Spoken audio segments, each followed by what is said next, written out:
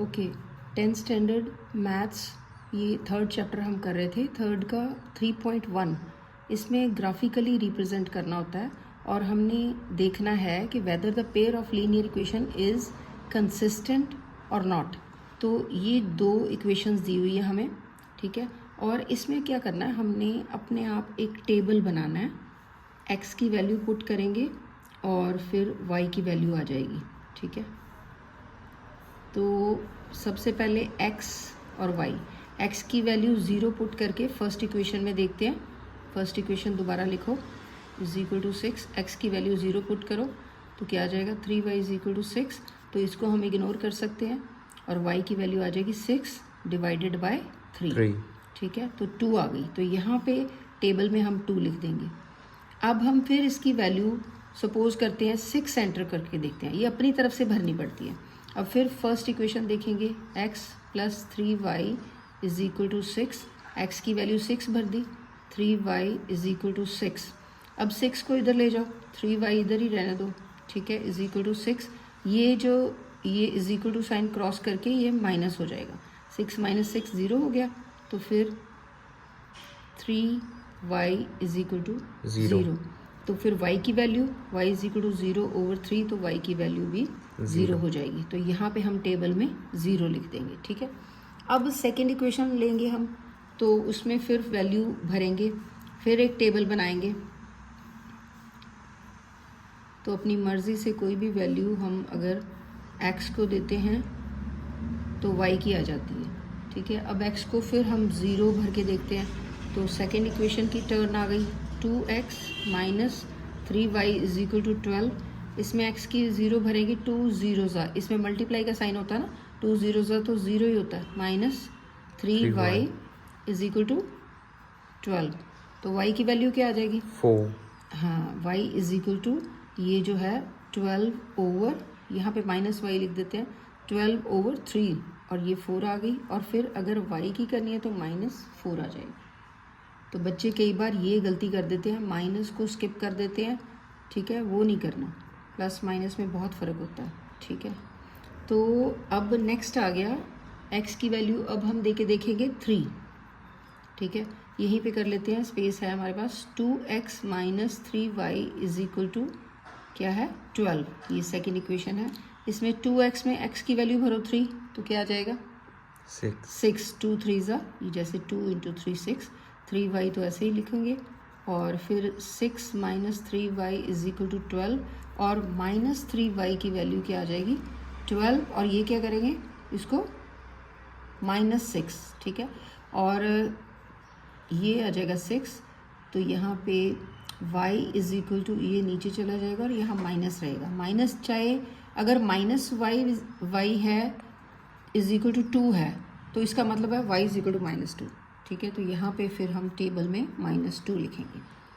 अब हमने इसको ग्राफ में रिप्रेजेंट करना है। ये जो टेबल में वैल्यूज़ आ गई हैं, तो I have created one graph, ठीक है। ग्राफ आपने भी इस तरह से लाइन लगानी है स्केल के साथ। ये जो होता है ना, ये x एक्सिस होता है और ये जो है ये y एक्सिस होता है। तो x एक्सिस हॉरिजॉन्टल होता है, y एक्सिस वर्टिकल होता है। तो जो राइट साइड पे जाते हैं इसमें प्लस होता है सारा, ये प्लस साइन है सारे पॉजिटिव, और इधर जो अगर x डैश इधर नेगेटिव होते हैं, -1 -2 एंड सो ऑन।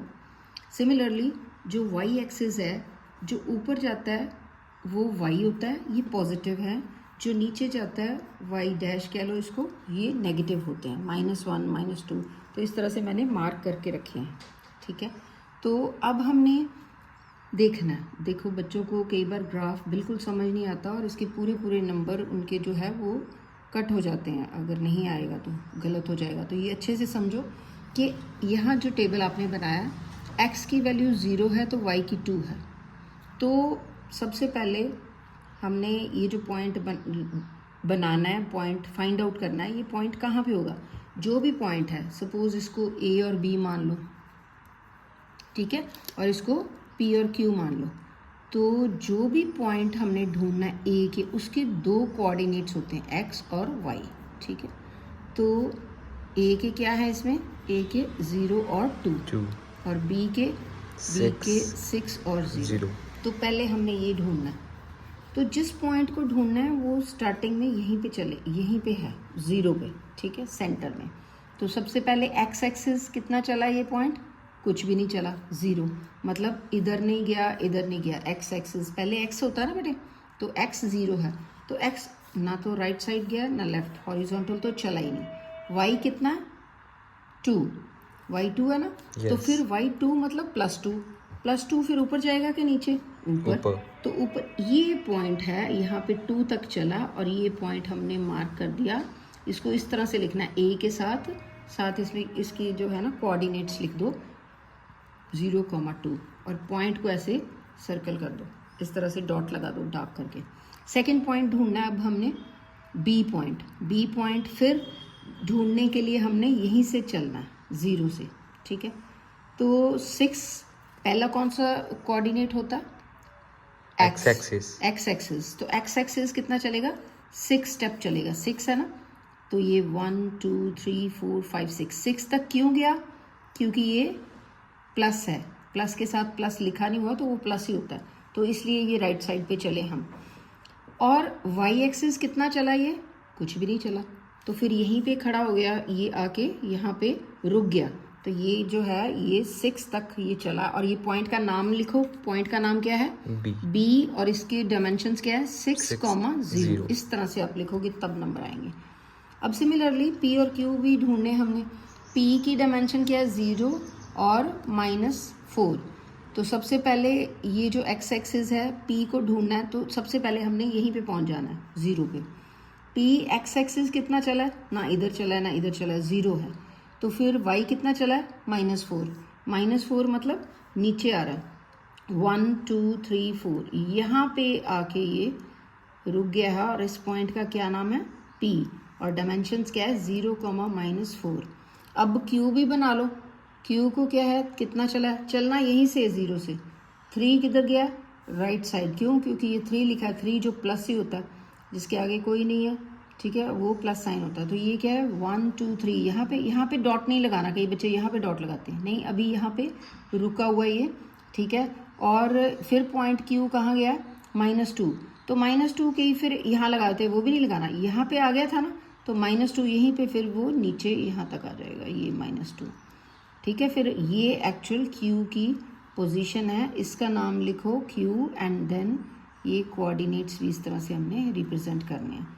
तो अब क्या करेंगे हम, अब ए और बी को ज्वाइन कर देंगे और पी और क्यू को ज्वाइन कर देंगे, ठीक है। तो अब करते हैं हम, पी और क्यू को ज्वाइन कर देते हैं।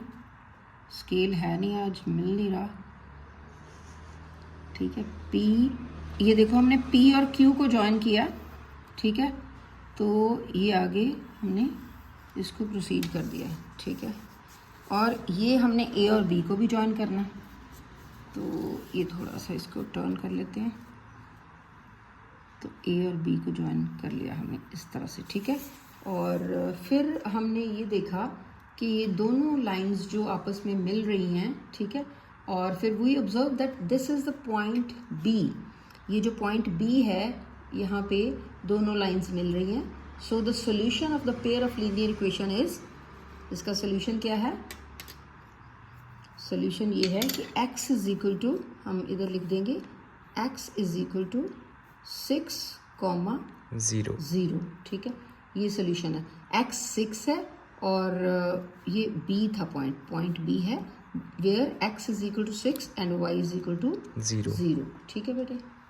और इसमें ये जो पेयर है ये कंसिस्टेंट है, हम कहेंगे क्यों कंसिस्टेंट है, क्योंकि दोनों लाइंस आपस में मीट कर रही हैं। दैट्स वाई आंसर इसका जो क्वेश्चन था कि जो पेयर है इक्वेशन का वो कंसिस्टेंट है कि नहीं, तो हम कहेंगे कंसिस्टेंट है क्योंकि दोनों लाइनें आपस में मीट कर रही हैं जब हमने इसको प्रोसीड किया, ठीक है बेटा।